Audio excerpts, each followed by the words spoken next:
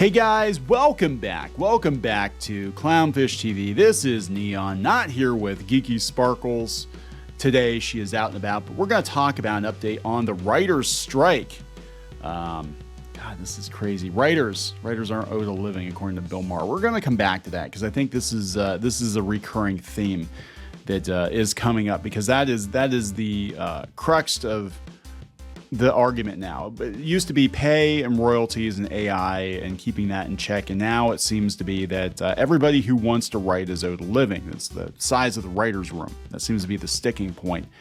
And it's just not viable for everybody who wants to be a writer to have a very, very high-paid job writing in Hollywood, right?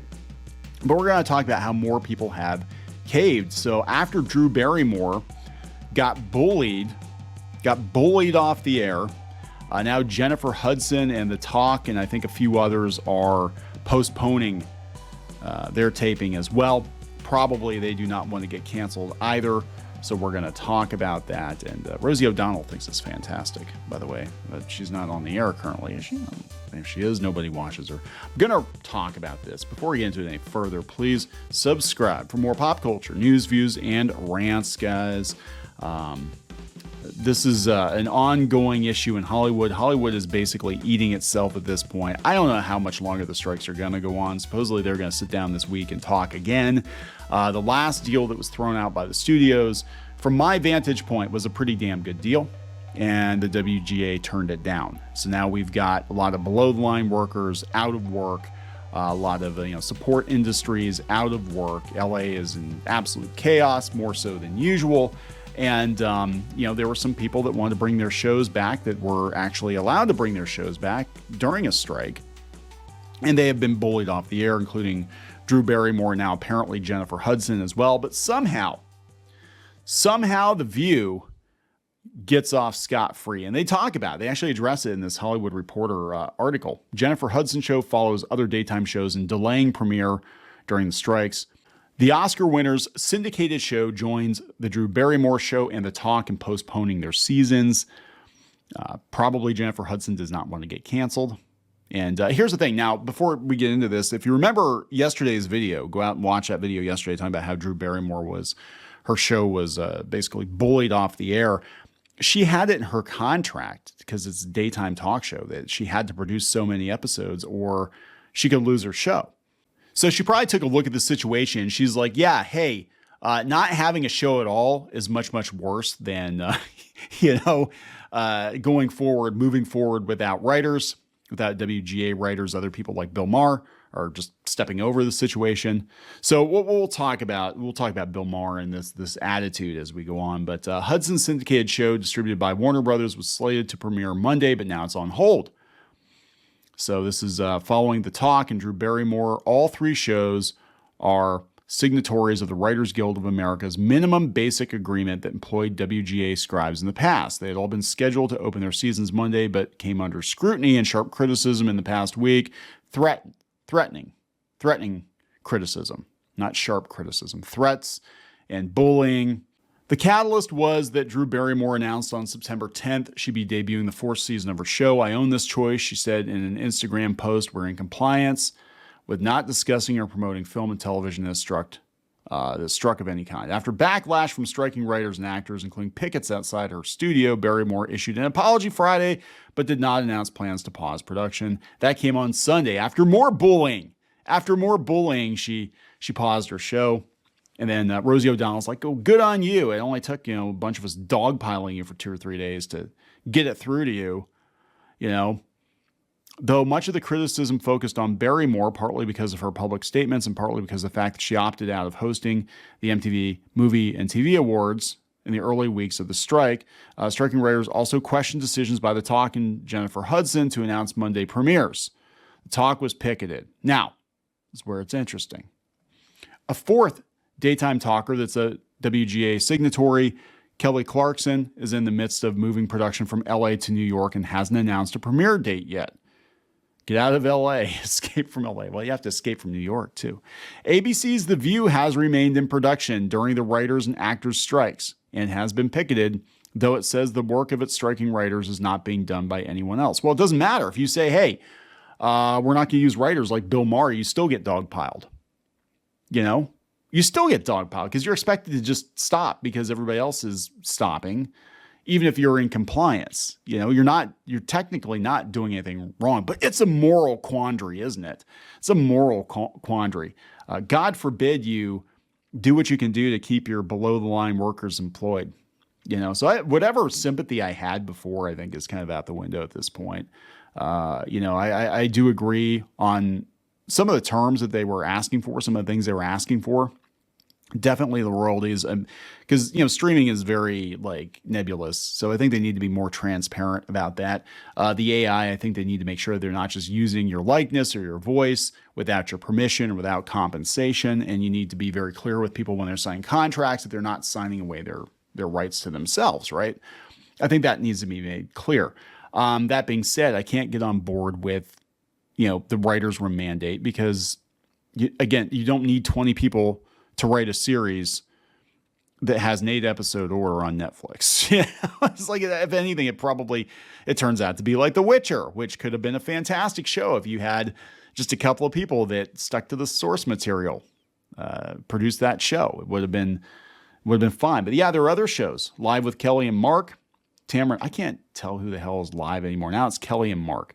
Tamron Hall and Sherry, they do not employ writers and are in production as usual. But it doesn't matter if you're in compliance, you got to get picketed, right? So here's the thing.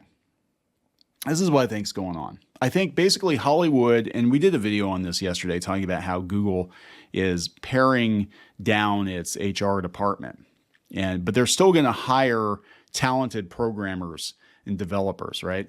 I think the same thing is happening in Hollywood right now. I think what we're seeing is walking back years of piss poor decisions when there was entirely too much free money floating around. And what it took for tech to get it through their thick skulls was that the free money was running out. The venture capital was running out. You can just borrow willy-nilly. The Silicon Valley Bank collapsed. And they're like, yeah, we need to be profitable and we need to hire people that are actually worth hiring and people that bring value to the company, right? And then, you know, keep them happy. So what I think is going on is we have a bunch of writers who came in under the New Deal over the last 8 or 10 years. And they came in when companies were spending heavily on streaming. And now that they've written a show or two, they think they're owed a full-time career as a writer forever. You know, and that's what this, in my opinion, that's what the strike is now about. It's not about making sure they're paid fairly. It's about making sure they're all paid way more money than they should be paid, given the amount of value they're actually bringing to the company. So Bill Maher is in the hot seat because he said he did not think writers are owed a living. You know, he didn't think they were owed a living. And that's what would happen if they signed off on all the demands that the WGA has currently. It would be 20 people in the writer's room, and a lot of them not qualified to be there, or a lot of them just sitting on the sidelines and getting paid, taking a paycheck because they're anti-help. You know, they're going to give their 2 cents on a script or something, and it's just not going to work. Yeah, Maher said in his podcast that he said a lot of things they're asking for are kooky, such as a livable wage. I don't know, $9,000 to $14,000 a week. You can't live on that? What the hell, dude? Maher finds it objectionable that the philosophy of the strike has really morphed a long way from the 2007 strike. You know? Yeah, no, I agree. I actually agree with Bill Maher. I think that things have changed. They said they kind of believe you're owed a living as a writer, and you're not. Rather than explain why he doesn't think writers deserve payment for services rendered, he said they're getting paid for services rendered, just not as much as they want, and not as many of them are going to get paid. This is show business. This is the make or miss league. Maher then busies himself by laughing at his own jokes and getting zooted on expensive liquor. Nevertheless, Maher assures Gaffigan he has sympathy for his employees whom he loves before whining about how partisan the strike has become for some reason. Random. I feel for my writers. I love my writers. I'm one of my writers, but there's a big other side to it, he said, and a lot of people are being hurt besides them. No, I agree with him 100%. A lot of people who don't make as much money as them in this bipartisan world we have, where you're just in one camp or the other. There's no in between. You're either for the strike. They said this is Cesar Chavez's lettuce picking strike, or you're with Trump. There's no difference. There's only two camps. It's much more complicated than that. Oh my God. dig about being with Trump is where the random part comes in, because if he were actually concerned about the other people impacted by the strike, he'd be encouraging the people holding the purse strings to return to the bargaining table, not denigrating his employees. Actually, my understanding is Bill Maher has reached out and paid some of his employees out of his own pocket, and he's also bringing his show back online without WGA writers. He said it's not going to be as good, but because there are other people that you have to think about. And I would do the same thing. I'll tell you for 100%. I would do the same thing. If it was like, if we can stay within the guidelines and I am not allowed to use WGA writers or SAG-AFTRA actors or whatever for the betterment of the other employees, I will do what I can do to make sure that we have money coming in. That would be my solution to it. And I don't think anybody's going to pay $10,000 to have 20 minutes of my time on a Zoom chat. God, I hope not.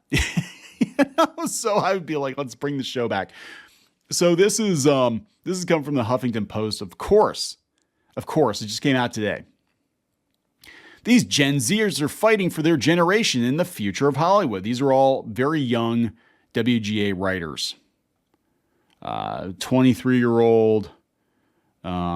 She said she's in the strike because there's the union's desire to fix the residuals process, which I agree with, and build safeguards against the threat of AI. Well, you can only do so much. I hate to break it to you. Like, everybody's using AI now. It's going to be like your freaking banking app is going to use it. Google's using it in search engine results. It's, after this guy is a queer Los Angeles-based screenwriter. And let's see, how old is he? I don't know how old he is. But after clawing his way through the pandemic to jumpstart his career, he's taking up translation jobs while he waits for a fair contract. At least he's doing something else. I'll give him that. This is Keith, 23. He made history when he joined the Star Trek Prodigy Writers Room, and the youngest staff writer in the history of Star Trek. 3 years later, when the strike was announced, Sweet had just sold the TV series to Amazon. Well, good for him. I mean, at 23, that's pretty good. For watching his mother, an LA Unified School District employee, go on strike, he's in survival mode, waiting and fighting for a better future in Hollywood. There might not be a better future. There's not gonna be as much room. But this is kind of what Bill Maher was talking about. Now, look, anybody that's doing amazing things at that age and you've done it on your own steam power, fantastic, good for you. I think that's amazing. But that is show business. That is Hollywood. You're gonna have to hustle like that for the rest of your life. It never gets easier in any creative endeavor. It never gets easier. It is constant hustle. And I think what he's saying is, as a guy who's, what was he, like in his 60s now, Bill Maher, 70, almost 70. I think what he's saying is you're never going to get a cushy job in entertainment and retire with a watch like you would in other businesses. You're always going to have to hustle, whether it's this or comic books or, video game development or whatever. You don't retire with a watch from an industry like this. You're always only as good as your last project. You're always going to have to find a way to reinvent yourself and stay relevant. You're always going to have to prove yourself. And, having a contract that mandates that so many people have to be given a job just is not financially viable. I'm sorry, it's just not. And again, in a lot of cases, a lot of these people are anti-help. They're like, we've got way too many people in the writer's room and they all have different opinions and we can't get anything done.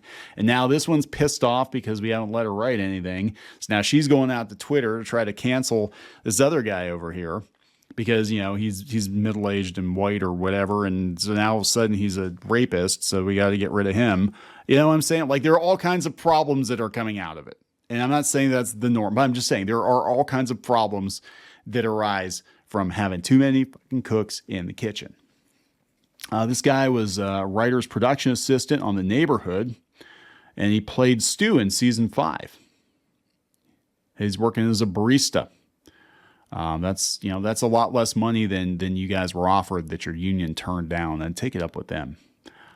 This guy worked on Disney, staff writer of Disney Plus's The Crossover. When he's not writing, he does stunts for football commercials. That's actually pretty cool. Wish I could do that. I'd probably break my back. Here's someone who's working toward joining the WGA. Okay, now this is where it's kind of weird. So this person is a 25-year-old queer Mexican-American screenwriter from Monterey, California. She graduated blah, blah, blah, blah, blah, to pursue her career, moved to LA to pursue her career. As she was gaining momentum, threats of a recession and potential writer's strike put a halt to her Hollywood career. Well, it happens. I'm sorry. In 2021, she's working toward joining the WGA. She took a job as a legal assistant to help pay her bills. I think you're probably going to be better off as a legal assistant. Emily here is a 25-year-old comic book author and screenwriter. She wrote Spider-Gwen in the Silk miniseries at Marvel. There's a lot to unpack here. Previously, she's worked as a staff writer on television series such as Exo Kitty and Quantum Leap. She briefly served as a strike captain for the WGA. So, you got to give her a job, right? So look, I'm not saying these people shouldn't have jobs. I'm just saying not everybody is going to be able to have a job in the new Hollywood that's going to exist after this. And I think we're going to see a very, very, very different Hollywood. We're going to see a lot fewer projects. And I think these studios are going to play ball a lot harder than they were before, and that's just a reality of it. Like, a lot of people are missing the business side of it. They're like, well, I want more money because they made more money. And there are a lot of factors here. A lot of these companies on the rocks, on the ropes. Disney looking at selling off a bunch of television, possibly because of the strike. They might even be like, hey, we need some money.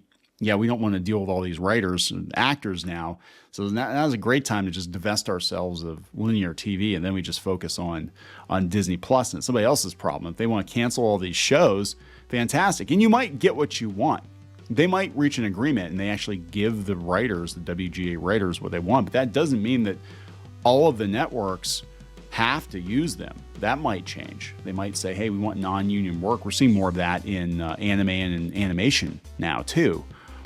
And it might be that they're just, like I said, there are just a lot fewer shows being produced. So you're still going to lose your job. If you were to be employed, you would get X number of dollars. But since nobody's hiring now because they can't afford to hire 20 people at $14,000 a week for a show that nobody's going to watch, those shows aren't going to get greenlit. I mean, this is it, man. This is how it works. I'm sorry. Sorry to be the one to tell you, but I'm not telling you anything you don't know. Seriously, this is like common knowledge. There's a reason that, it's a trope that people move to LA and they bust tables or whatever until they get an acting gig. And even then, it's hit or miss for years. Even then, you can have a fantastic career and then it just ends. The work dries up. I mean, geez, hell, watch A&E biography on like any celebrity and you'll see the ups and downs that these people have had in their careers. My God, watch Friends. Look at Joey. Joey got a part and then Joey'd have to work some other shit job. That's just how it works, man. This is just how it works. And I'm sorry. I'm sorry for you. It's always been gig work. And it probably always will. And it's more likely that it's going to be going forward because there's just not going to be enough for everybody to go around. I'm sorry. Gonna wrap it up. Please subscribe. More pop culture news, views, and rants, and we'll talk later. Help support the channel. Go to thereef.support and get early access to podcasts, videos, and other content. That's thereef.support.